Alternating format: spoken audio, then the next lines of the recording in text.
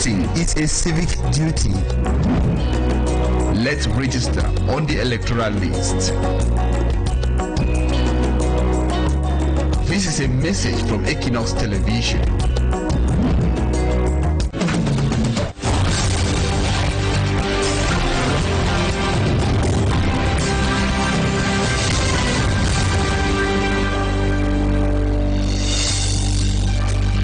To all of you, ladies and gentlemen, welcome back from the weekend, and thank you so much for joining us on this edition of the news on Equinoxe Television in the English language.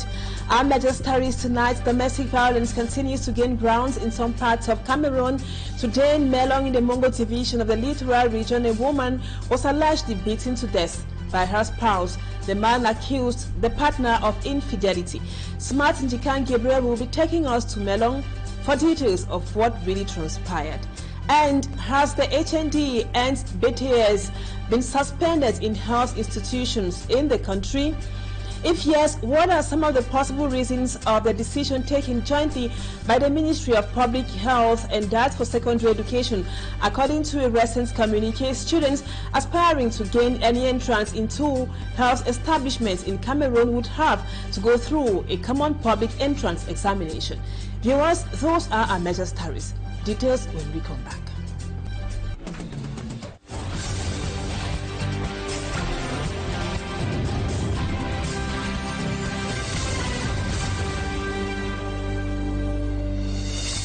Welcome back, viewers. Thank you so much for the confidence. We begin with this human interest story on domestic violence, which continues to gain grounds in some parts of the country. A woman in her late 30s has died due to internal bleeding she got after she was beaten by her husband in Melong, in the Mongo division of the littoral region. The husband of Law Elimbi, Ebenezer, that is his name, accused the wife of running behind other men in her new duty post. The man is now behind bars at the security post in Melong. Smart Njikan Gabriel tells us what really happened. Family members of late Law Elimbi are inconsolable in front of the morgue of Melong in the Mongo division. This was after they learned about the sudden demise of their daughter through internal bleeding. Elle est allée à N2 puisqu'elle a été affectée dans un petit village. Elle étant enseignante. She went for a funeral in a village. As a teacher, she was recently transferred to a new post in that village where she was given an accommodation. On her return, the husband got her well beaten that she went in search of men. As a result, she had internal bleeding which killed her.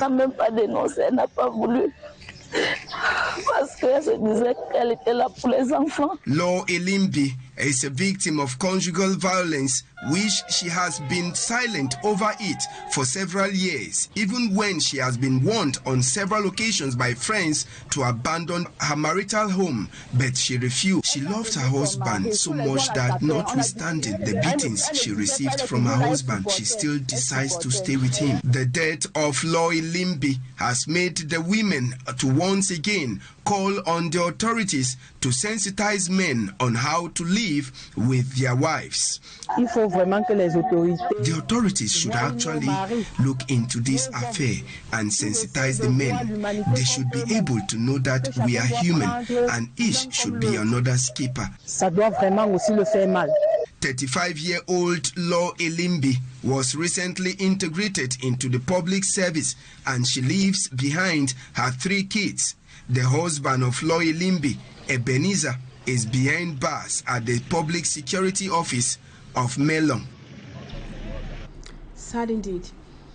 In other news, the anarchical creation of nursing schools, poor quality of training offered in some private health institutions, among other things, are some of the reasons that account for the suspension of the Higher National Diploma in Cameroon, which is the HND.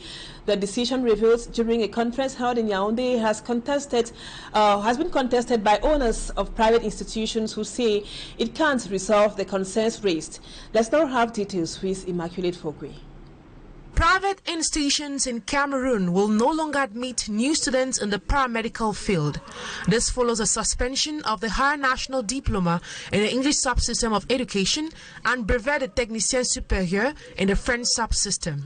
HND and BTS have been cancelled by the Minister of Higher Education and the Minister of Health, and it's just for health studies. The others, HNDs and BTS in the other fields, are not cancelled. The decision taken following a joint consultation between the Ministries of Public Health, Higher Education and the National Council for the Professions of Nurses, Midwives and Health Technicians comes after concerns about the quality and credibility of training given in some private institutions were raised. No, we have to start first of all by correcting the curriculum of what we do, because what we do in Cameroon, be it in the Ministry of Higher Education or Ministry of Health, we have to up our game and come up to American standards, to which we add something from Cameroon so that we can be useful here. But we should train our children to be able to work in Cameroon and abroad, not a la Cameroonese. And the bottom line is that whatever the ministers have done, they didn't study their notes well. However, the decision is being contested by owners of private institutions. According to them, the measure taken does not guarantee an end of the cacophony noticed in the paramedical field.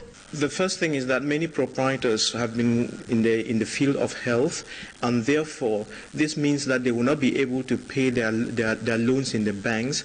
They will not be able to run their institutions, and they've put us in a very difficult situation. And also, many children and parents have been making plans, as to the kind of careers that they want, and the medical career has been picking up, and so in a way they have killed it. The council insists that health professionals must be selected through an entrance examination, go through rigorous training for a required length of time, and be issued certificates of international recognition. Still in health, 30 suspected cases of the monkeypox disease have been reported in Cameroon already, with 5 confirmed and 2 deaths since its outbreak in the country. This is according to a press release published by the Minister for Public Health, Dr. Manauda Malachi. Dr. Manauda Malachi calls on vigilance of the local population as the monkeypox disease has been declared a public health emergency across the continent. Esie Lucille Yengu read through the communique and compiled this report for the news. Cameroon is currently facing a significant outbreak of the monkeypox disease, also known as Mpox. According to a press release from the Ministry of Public Health, 30 suspected cases of Mpox with 5 confirmed cases and 2 deaths are reported in the country. The most affected areas in Cameroon include the Bonge Health District, Boya, and Limbe in the southwest region. In the northwest region, Jikwa and Bamenda Health Districts. The Ministry of Public Health says the disease is transmitted mainly from animal to human, but human to human transmission is also possible through a sexual contact with an infected person. Dr. Manauda Malachi has emphasized on the importance of immediate medical attention for anyone exhibiting symptoms such as fever, rash, and headache. The minister urges individuals to seek immediate medical attention if they experience symptoms. He also highlights the importance of adhering to hygiene and sanitation measures, for instance, regular hand washing with soap and clean water, especially after handling animals or caring for someone showing symptoms. Sanitize surfaces, avoid fluids, and ensuring that food is well cooked and served hot.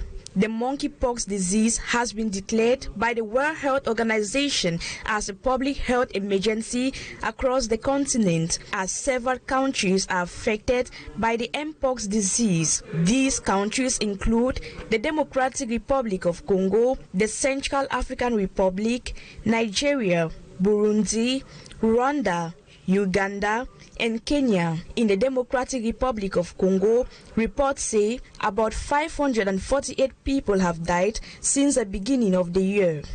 However, efforts to control the spread of the disease are underway with enhanced epidemiological surveillance at risk areas, especially those bordering with the Central African Republic. And now over to neighboring Nigeria, where 20 medical students and a medical doctor who were on their way to a medical convention have been kidnapped in eastern Nigeria. Nigeria is facing a major resurgence in kidnappings as the country's severe economic crisis pushes most of them into crimes. Let's now have the details with Cedric Chakutu. 20 medical students and a doctor who were on their way to a medical convention were kidnapped in Eastern Nigeria. On Friday, this abduction was mentioned by Catherine Ane, Public Relations Officer of the police in Benue State, where the kidnapping took place. 8 students from the University of Maiduguri, northeast of Nigeria, had joined about 10 of their peers at the University of Jos, central of Nigeria, on August 14, where they spent the night before taking the road to Enugu, more than 500 kilometers away where the medical convention was taking place. They were abducted on the road near the town of Utupo, located less than 150 kilometers from Enugu, where the target of attacks and kidnappings. The Nigerian Medical Students Association called for calm and assured the situation was under control. Nigeria is facing a major resurgence in kidnappings as the country's severe economic crisis pushes more Nigerians into crime. Kidnapping figures are unreliable as not all cases are reported.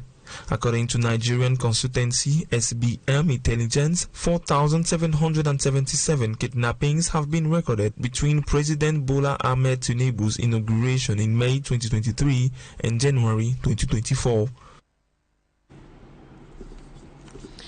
Let's now come to the outing of Mark Breeze in Belgium on the Fecafoot President Samuel Eto'o's.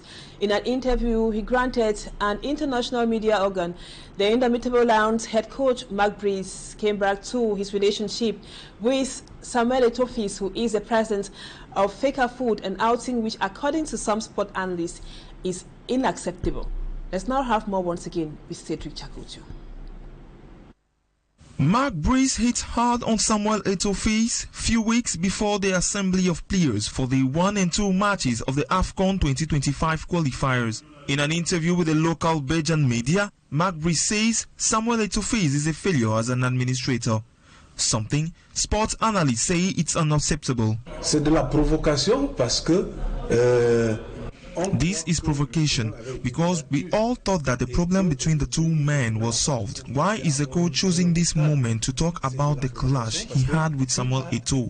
Why now? Ce qui est à la base de la sortie de Mambrus. Pourquoi maintenant? Et pourquoi sous ce temps-là? According to Clément Zeko, the outing will cause more division between the two men. Nous avons assisté à une paix de braves qui avait été faite entre, pour ne pas les nommer, les deux protagonistes. Je pense que il y a un excès entre guillemets de zèle par le sélectionneur qui est à la limite imbu. Parce que si on interroge le rapport entre le sélectionneur et la fédération, on ne doit pas nécessairement mettre le rapport entre le sélectionneur et le président de la fédération. The sports analyst says this might disturb the good preparation of the players who are to play on the 7th of September 2024. Le problème qui existe avec le sélectionneur, c'est avec la fédération, parce que c'est des structures qui travaillent l'une pour... The outing of Mark Breeze will maybe disturb the preparation of the players who are to play matches against Namibia and Zimbabwe. Oui, qui a été franchi et qui n'est pas le bon pas, et ce n'est pas le bon moment. Et je vous ai dit d'entame que tout entraîneur qui prépare une compétition, tout sélectionneur qui prépare une sélection a pour premier ingrédient la sérénité. Or, du train dont ça va, l'interview là n'est pas fait pour vraiment mettre la sérénité. Some days to the first and second playing days of the AFCON qualifiers matches against Namibia and Zimbabwe respectively, it's another fight coming up in the horizon, with the difference between Fecafoot and Minsep are still dragging on. And that does it for the first part of the news. Talking point is right ahead.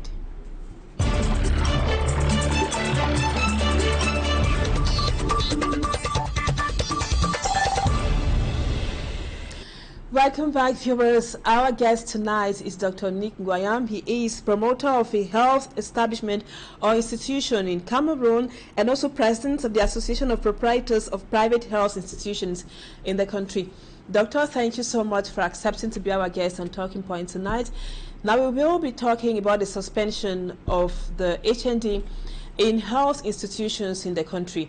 We know recently the Ministry of Public Health and that of Secondary Education in a joint communique decided that the Ministry of Health or Public Health organizes public entrance examinations in 2 health institutions in the country. Doctor, can you explain to us the precedence of that communique?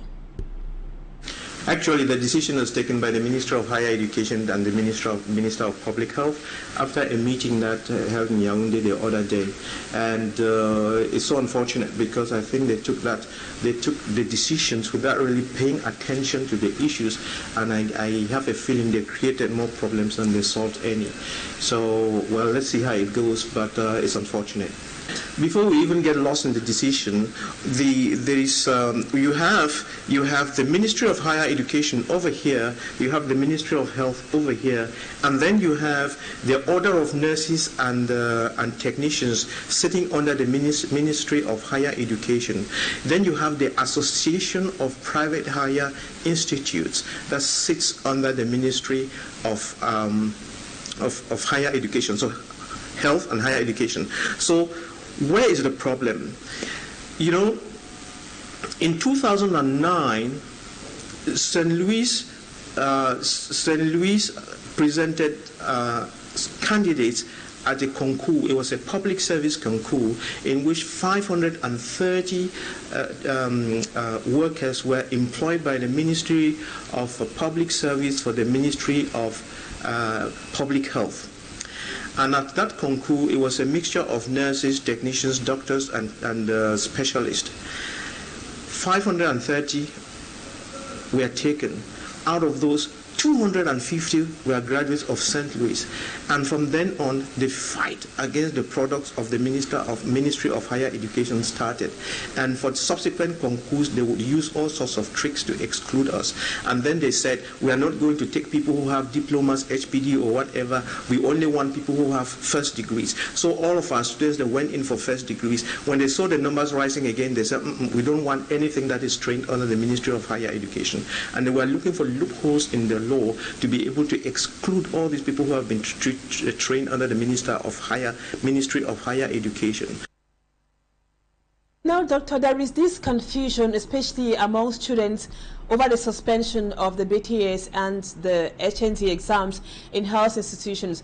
As the president of Proprietors of Health, Association of Proprietors of Health institutions in the country, can you confirm that those exams have been suspended, and what are some of the possible reasons? And so this fight didn't just start, it's something that has been going on, and the 2 ministers have been aware of this. And on the side of the Ministry of Health, you remember they also have a bulk of students who have gone to the schools of the Ministry of Health. They have graduated with these diplomas, infirmier diplômé d'État or SRN, state registered nurse, and they have technicians too in corresponding fields.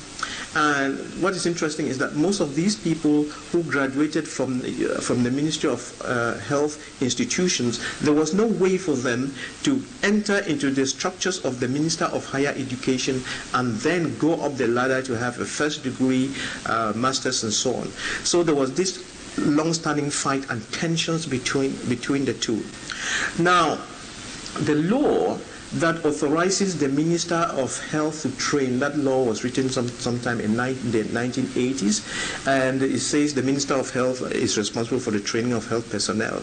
And then the law that allows the Minister of Higher Education to train youth is broad and it's not specific. The specificities come in the decrees and arrêtés.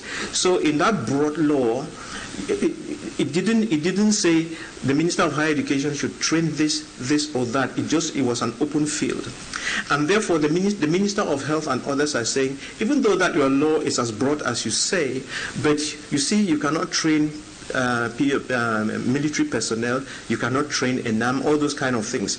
So just using politics and tricks to get what they want. Now that's the bottom line. But this is it. The Minister of Health also has so many schools and is also training many children. The Minister of Higher Education has so many schools and is also training many children. The Ministry of Labor vocational training is also training, and then the Ministry of Defense is also training. So one would say that on the field there's actually a lot of cacophony and distress. Well, to try to correct that is a great thing, and to say, hey, let's watch it, there's a problem here, is a great thing. But probably you make the diagnosis, but you give a wrong treatment. And the Minister of Health insists, for instance, that the reason why there are poor quality poor health services in the hospitals in Cameroon is because of these HND and BTS children that are trained by the Minister of Health, that they are of bad quality, and he ascribes his inefficiencies in the Ministry of Health and his health structures to this category of people. And we are saying, no, Mr. Minister, you are not right. We can accept that, like when you have 100 children in class, 70 of them would pass an exam, so 30 are bad. So to say some people are bad from the Ministry of Higher Education is a normal thing. Just like there are some bad on your own side too. But to think that those of the Ministry of Health are angels and are 100% good, and those of the Ministry of Higher Education are 100% bad, that's where he makes the mistakes, and they are only using this politics. Thank you, Doc, for that explanation, but maybe we need to be more precise. Several persons need detailed information so they can be properly situated, especially students. Could you expatiate further on the reasons behind the suspension of the BTS and the HND, Doctor? The ministers say from this year, admit no student for training in BTS, HND. I'm sure we are clear on that. Then in the second place, they say those students who are in the second and third year should continue with their training using the same programs, and that, so you can see that in the next 2 years, the system, the thing will be phased out. Now, that said, there are 26,000 students who are sitting out there, out of the country and in the country, sitting by the roadside, who have been refused the opportunity to be registered in the order of nurses and technicians, and that's where the door has been shut on them. And the question is, what must we do for that door to be open? And this is what the Minister of Health and the people of the order are saying. They are saying that, because according to them, the quality of our training is bad, they were insisting that all these children should go back to school again and train for 1 year. And people said, no, it doesn't sound fair. And then they said they were going to come up with an examination to test everybody and to make sure that, and then those who pass that exam will be registered in the board, and then they can now integrate the health services and continue with their lives. So that's where we are. And then this is the tricky part about it.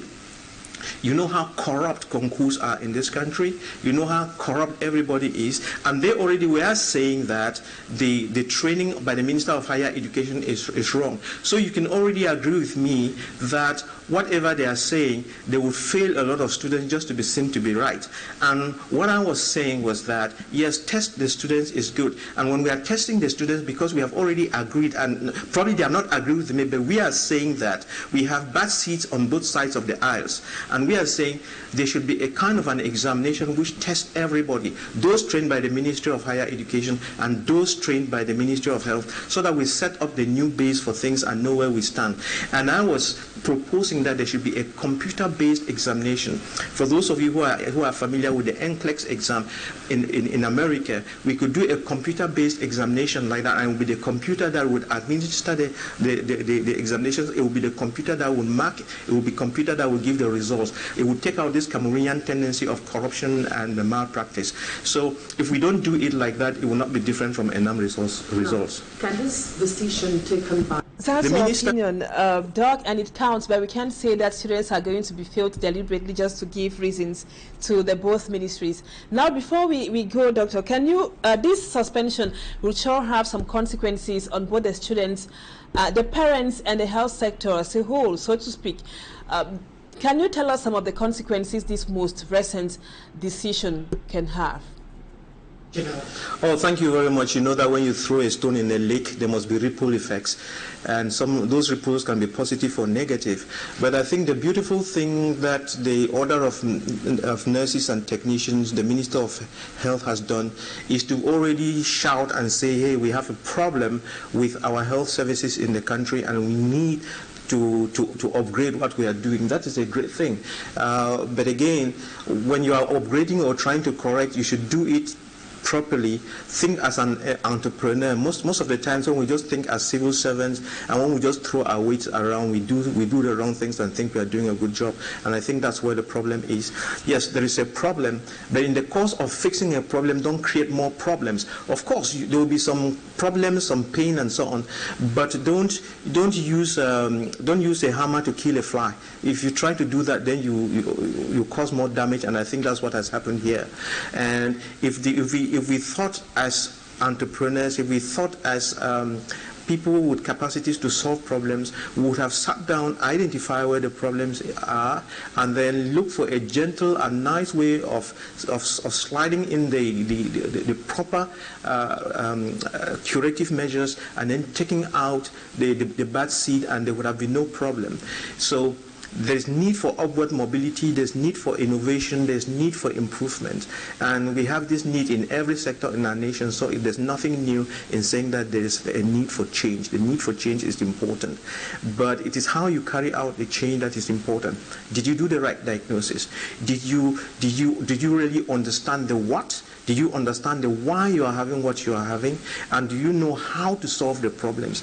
And I think in as much as the ministers tried to make a diagnosis of what, even with the what, they didn't do a great diagnosis, and they don't seem to understand why we have the problems. And when you don't understand why there are the problems, when you try to solve the problems, you just create a mess, and that's exactly what they have done. So now, Anumuto, the thing is, thank you so much, Dr. Nick Nguayam, for accepting to be our guest on Talking Point Show. We will talk on this more in subsequent news editions. Viewers, thank you so much for always being there. Don't go away, our programs continue. Equinoxe comes up in about 30 minutes or so, live from Yaoundé, and the news in the French language would be at 8 p.m. Thank you again for being with us. Bye-bye for now.